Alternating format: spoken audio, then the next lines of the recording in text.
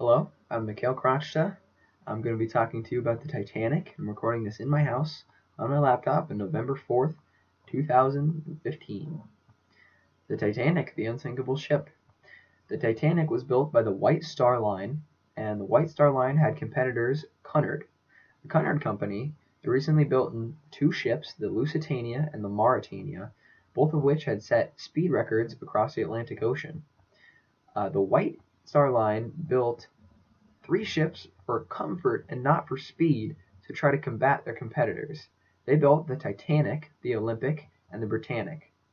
The Titanic, very luxurious ship, was finished in 1912 and cost $7.5 million to make.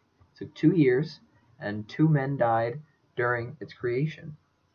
It was 882 feet long and 92 feet high and weighed a whopping 46,000 tons.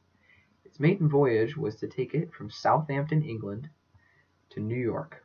It was to stop and pick up passengers at Cherbourg, France, and Queenstown, Ireland. It started off in Southampton with 922 passengers. It picked up 274 in France and 120 in Ireland. This totaled 1,316 passengers and 885 crew members. The Titanic set off on April 10th from England, and its departure did not go so swell.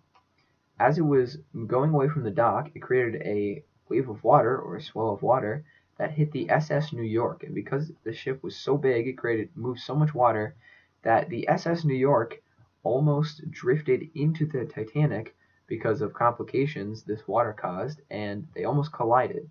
But luckily, the captains were able to navigate away from each other, and they did not collide, and the Titanic was on its way. A little bit about the Titanic's construction. It had 8 decks. There they are, a little bit color coded, pretty nice. All 8 of them there. Lower decks were for lower class, higher decks were for higher class. And here are some blueprints for the Titanic. This could have been what some of the blueprints looked like. Sorry about the glare. Pretty neat, pretty neat. Alright. When they were setting off, Captain Smith had a very important decision to make. What course he was going to take the ship on. He ended up deciding for the autumn southern track, which wasn't such a good idea. It was actually against policy at the time because of the ice it could encounter. A little bit of dramatic irony there. So the captain, Captain Edward John Smith, was born January 27th, 1850 in Hanley, Staffordshire, England, and he attended school in Utrera, and he stopped going to school at age 12, and soon after he stopped going to school, he began his sailing life as a teenager. He signed his first job for the Senator Weber Company in 1867, and for years Smith rose up through the ranks, getting qualifications and earning certificates, such as second-hand mate in 1871, and first mate in 1873, and master in 1875. Got some of that from biography.com. The first ship he was on was the Lizzie Fennel, and it was a cargo ship, and it was transporting goods to South Africa. When he started working on passenger ships, it was in 1880, and that was also the time he started working for White Star Line. In 1885, he was the first officer of the Republic, a ship, and in 1887 he married his wife Eleanor Pennington.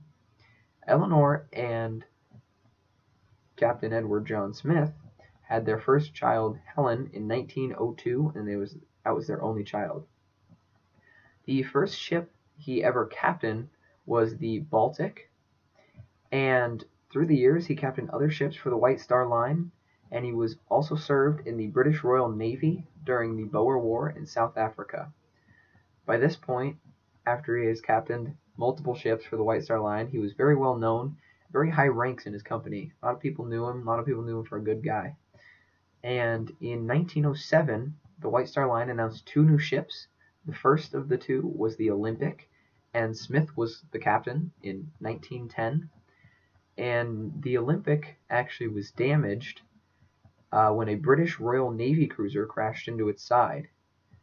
And Just 2 years later, 1912, he became the captain of the Titanic. Right back to the voyage.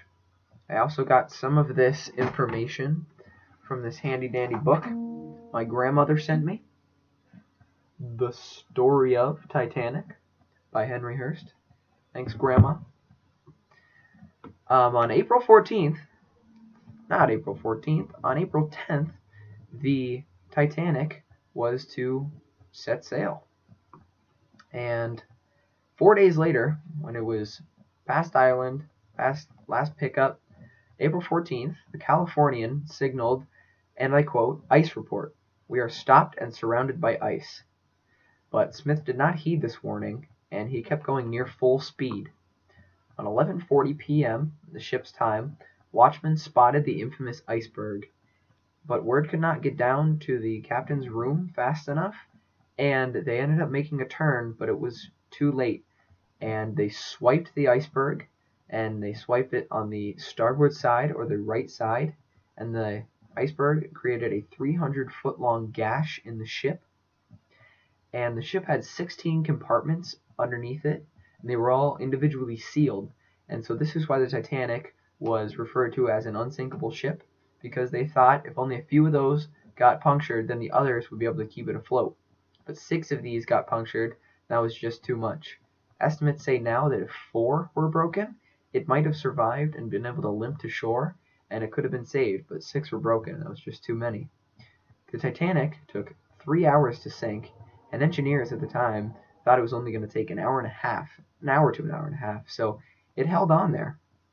The back sank first, which lifted the front end very high into the air, which eventually created enough strain that the ship actually cracked in half, and the front sank at 2:20 a.m. on April 15th. Oh, dropped my mouse. What's that? All right. Sunk at 2:20 a.m. on April 15th morning. There are many speculations on why they could not see the iceberg soon enough, and the biggest one is the cold air mirage. This just says they were in cold weather, and with the sea air, that can create a sort of mirage, and it can distort vision, and that could have been why they didn't see the iceberg in time. Once the Titanic started sinking, it signaled for the Californian, but the Californian was already turned off for the night, and a lot of its electronics were turned off, and they sent flares into the air, and the Californian's captain thought nothing of it, and he did not respond to that. The Titanic had 16 lifeboats and 4 collapsibles. Collapsibles are just kind of smaller lifeboats, a little more flimsy, and all of these boats total could only fit a maximum of 1/3 of the ship's passengers. And this was actually above the law. The amount of lifeboats they had was actually above the law at the time. And after this, laws got a lot more stricter about lifeboats because so many people died. But the survivors that were in the lifeboats got saved by the Carpathia, another nearby ship, at 4 a.m. in the morning. The Carpathia actually saw the Titanic's first SOS signals and headed straight for it, but it was just too far away to get there in time. And of the 2,224 people that were on the ship, 710 survived and 1,514 died. Terrible tragedy.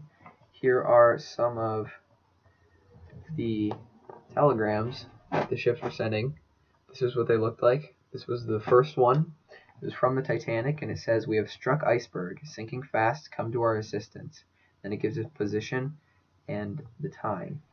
The next one, which was from the Carpathia, says, "We are only 100 miles from you, steaming 14 knots. Be with you by 6:30. Our position," and then it gives its position and the time. There's more here, but this is what they look like again. Those were some of the telegraphs. Alright, hope you learned something about the Titanic. Alright.